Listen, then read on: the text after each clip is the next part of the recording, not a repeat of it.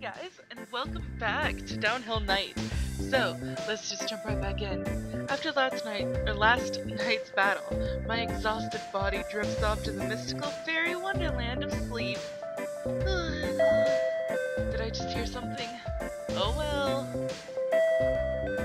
Knock it off, I'm exhausted. Just let me get some sleep. Shut up! Fine, here I come. You happy now? I drag myself out from under my blankets and head for the door, rubbing my sleepy eyes. Opening the door, I see Michi standing there, surrounded by brilliant sunlight. Morning, how are you feeling? She's pretty cheerful first thing in the morning. I don't think she ever has to worry about low blood pressure. I'm sleepy. Michi ignores my mumbling and continues. Thanks for everything last night. Don't mention it. I never got the chance to thank you yesterday. I wanted to tell you why I had to leave so suddenly. You see... What's with the dramatic pause? What is she trying to say? And that's the reason. I have no idea what you're talking about. But I haven't even said anything yet. I was just kidding. Yeah, me too. I think I'm gonna faint. So keep going. So I went to see my mom. Huh? Your mom? When I was at Michi's house, her dad was there, but I didn't see her mom. At the hospital. According to what Michi told me, her mother has been in the hospital for some time now. I had no idea. And her father is laid up with a hernia, too. So, you're now helping out with your family's finances? Family financing is pretty tough, but those medical fees must be a killer. Yeah, but I have fun with my job, and it'll help me fulfill my dream. So it's like killing two birds with one stone. Michi smiles. I had no idea she was looking after her mother in the hospital, taking care of her father at home, and supporting her family financially as well. I feel ashamed of myself now, even though I know it won't accomplish anything. I decide to change the subject. But why are you telling me this? No reason, I just felt like telling you. No reason, huh? I see. I'm really sorry about last night, too. I left you behind and I stole the spotlight at the battle. Oh, that was no problem at all. She actually saved my ass. Hey, wait! How did she know about the battle anyway? How did you find out about the battle in the first place? Oh yeah! I need to thank him for that. Thank who? Let's go together. Before I can answer, Michi grabs my hand and pulls me along. Michi drives her CR-10 up Hameda Ridge. I didn't notice last night, but the car is a lot more comfortable to ride in than last time. The suspension is still a little dodgy, but... What is this? The sound of the engine is a little different. The shift lever seems to move more smoothly, too. It's like Michi has mastered driving this car. The sky is gray and overcast. It feels like it's going to rain. Did your dad tell you? When I came home and saw the broken glass, I asked Dad what happened. And he said, go to the soba place on Hameda Ridge now. I can just imagine what that scene looked like. I thought her dad hated me too. What's with the grim face? Nothing. You're funny. I don't know what's so funny, but we keep laughing for a while. By the way, who are you going to thank? He only modified it a little, but it's so much faster, it's so cool! CR-10 suddenly begins to speed up. We're closed today, sorry for any inconvenience. A sign is hung on the front door. The door is locked and nobody seems to be around. What time is it? I look at Michi's watch. It's about an hour before I start work. Normally the shopkeeper would already be here. This is so sudden, I wonder what happened. I'd like to know that too. I never heard anything about this. What are we doing here anyway? I just don't understand. Just then I remember a certain place. The garage at the foot of Kitskina Ridge. I think the shopkeeper said he has an old friend there. Michi, did you go somewhere with the shopkeeper? Or did someone stop by here? Please try to remember. Let's see. The shopkeeper took me to a garage somewhere. I left the CR-10 there and I didn't have a lot of money to spare, so I didn't know if I could do that. But the mechanic said but the mechanic there said he wanted to work on it himself. So he said I could leave it there. I told him I would pay him overtime, but then he said as long as the car became faster, that was good enough for him. I knew it, but what a nice man, and he made my baby really easy to ride too. What the hell is going on? I just can't believe it. The shopkeeper helps modify cars on the side? I know he's not the kind of person to close up shop without telling me first, too. Then why? Yet another unsolved mystery. As I bit my tongue. I don't have any clues either. What should I do now? Well, there's no use hanging around here. There's no use hanging around here, I guess. That's right, let's go. Alright, let's go to that garage, okay? We leave Nihachi behind.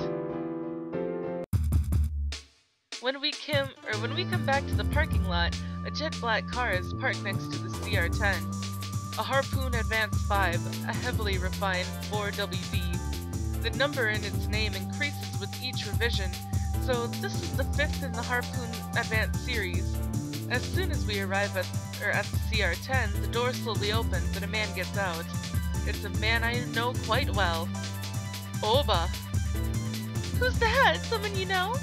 We went to high school together. Oba isn't smiling. In fact, he's scowling like a surly bastard. Someone else is getting out. Another person gets out after Oba. It's that girl. It's the girl who talked to me on Kitsuno Ridge last night. She peeks out from behind Oba, her face totally expressionless. The two of them walk towards us. They're coming this way! I sense something strange about the situation, and I can't say a word. All I can do is stand here frozen. Oba stops in front of me. Hey, we meet again! My throat is dry and my voice is cracking. Oba doesn't say a word though. He turns to the girl by his side. What's wrong? Aren't you old classmates? Michi looks confused.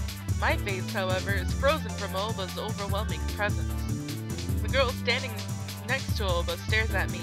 She looks up at him and nods. Seeing that, Oba looks back up at me and suddenly takes a swing. I'll never forgive you! I fly through the air. Ow, the shopkeeper has nothing on this guy. That was a straight-on punch, filled with rage and hatred. You son of a bitch! Wait. Stop it! Rikia! Lily? Lily? Oba finally stops beating my ass. If that had gone on any longer, he might have started attacking Michi as well. An aura of pure rage emanates from Oba's body. He gasps for breath, his massive chest heaving. He then suddenly apologizes to Michi. Oh, I'm really sorry. You didn't do anything wrong, but you, Daichi. I'm never gonna forgive you for what you did to my Lily. Wait, I didn't do anything. What does this have to do with me, too?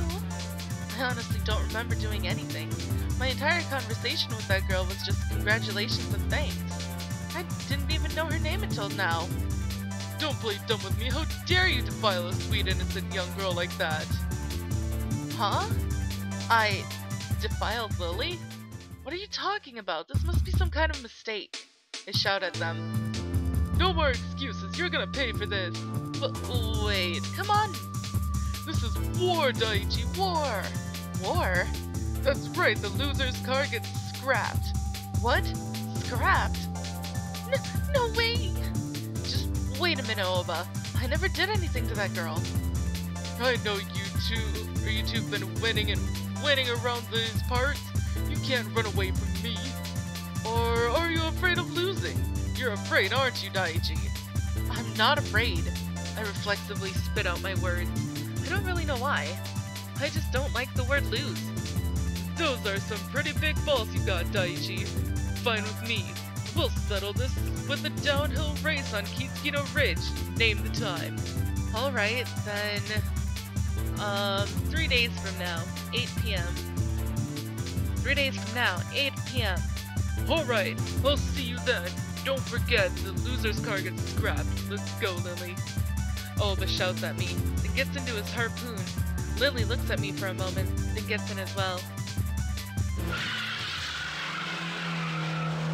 The engine roars and the harpoon vanishes. Another fine mess we've gotten ourselves into. Yeah. The loser's car gets scrapped, huh?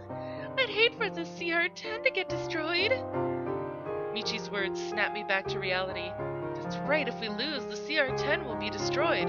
Michi needs that car to work, and it's the thread that binds us together. Aw, crap. Why did I have to run my mouth like that? I should have kept my mouth shut. We could have gotten away without having to battle. Just then, Michi gets a call on her radio. Kato from District 5 again, Kato from District 5 again, huh? At the meeting hall? Got it, I'll be right there. Sorry, I've got to go. It took all my strength to nod. I'll call you later, I promise. The CR-10 vanishes in the distance. I walk into my room and collapse onto the bed.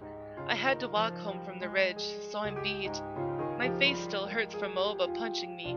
I hold my hand against my cheek as I stare at the ceiling, mumbling to myself, what the hell is happening to me? I don't remember doing anything at all. How could Ooba say I defiled that Lily girl? All that happened was I ran into her after the battle with the Kotosata siblings. That's all that happened, I swear. All I want is a simple answer. I want to know the truth. What did I do?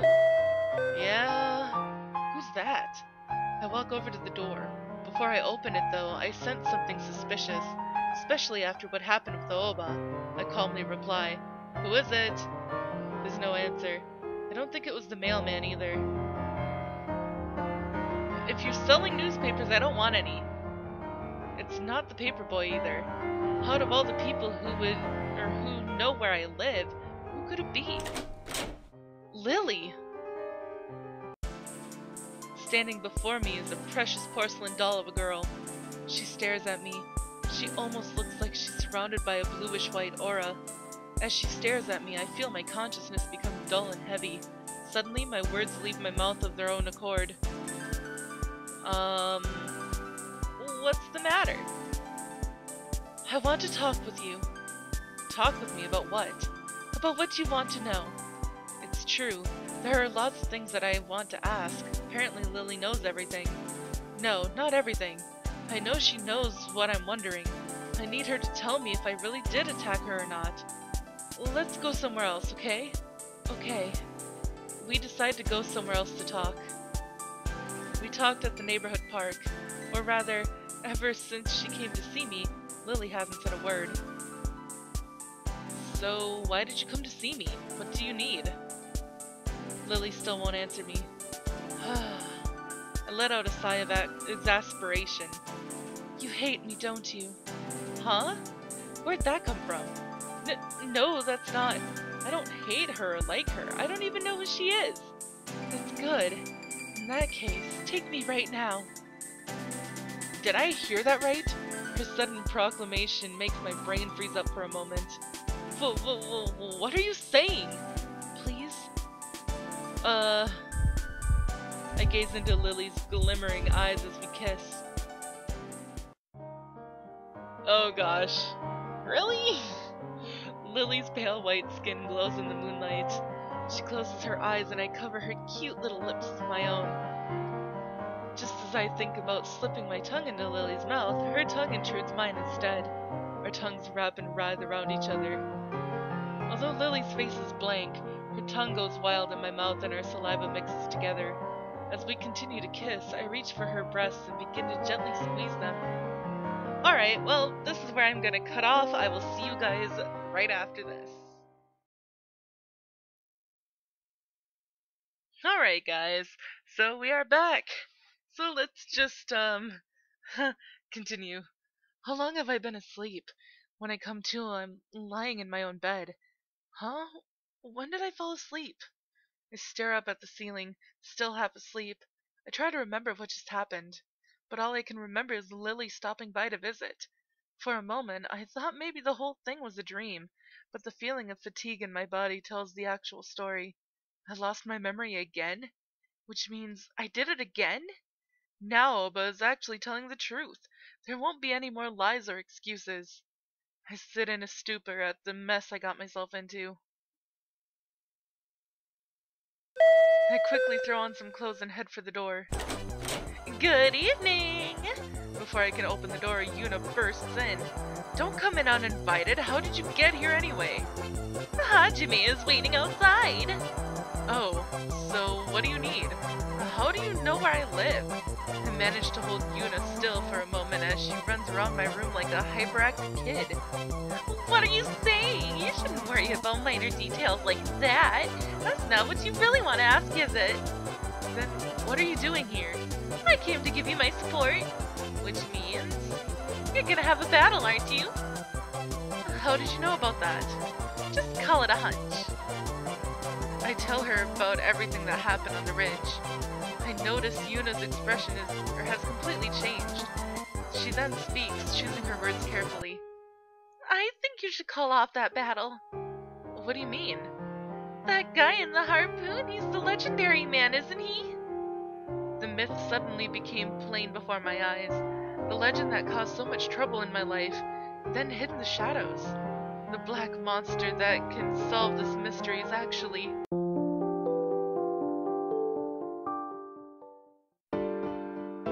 Nihachi closed early today, so I came back home. I was too upset by what Yuna said last night to get any real work done. I haven't heard from Michi lately either. I lie down in bed and think about everything that happened yesterday. Rikia's sudden change in behavior. Lily, the things I said. I wonder where Michi is right now. Just then the phone rings. I quickly pick up the receiver. Michi? Big bro, it's me, Mieda. Oh, what's up? Well, I'm gonna battle a harpoon today on Himeda Ridge. Huh? Don't worry, I heard the whole story. Just leave everything to me. I'll take care of the whole misunderstanding. Hey, Mieda, wait!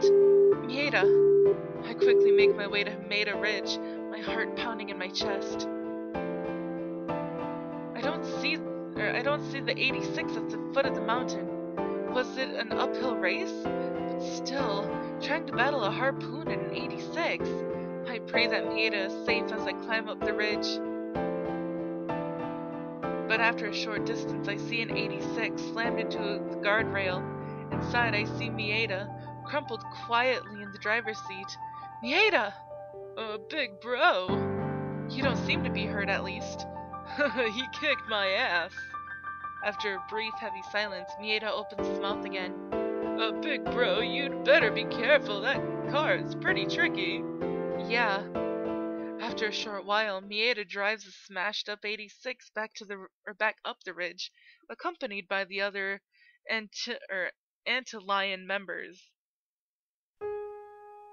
The night wind blows against my cheek through the window. I look through the curtains and see a vast field of stars in the sky, far above Himeda Ridge. As I look down from the window, I see the city lights go out one by one, as though the entire world were settling down for a peaceful night's sleep. I, on the other hand, can't sleep a wink. I have nowhere to go. So miserable. Is it Michi? What should I say to her? Hello? Hello? Hey, let's practice! Michi's voice is just as cheerful as ever. It echoes through my empty heart. Yeah, about that. So he's that good, huh? Michi's voice became weak and dreary. There's no way we can beat him. Not by normal means, at least. Then let's do some abnormal practice. That's a pretty Michi-like answer. Abnormal practice? What the hell is that supposed to mean? Cut the bullcrap. I start yelling at her. I'm not angry at Michi, of course. I'm angry at myself for being so useless. I'm also worried about Michi. The CR-10 is how she supports her family. If it got wrecked, then her family would have no money. Her mom in the hospital and her dad with his hernia. When I think about that, I just don't think I can deal with the battle.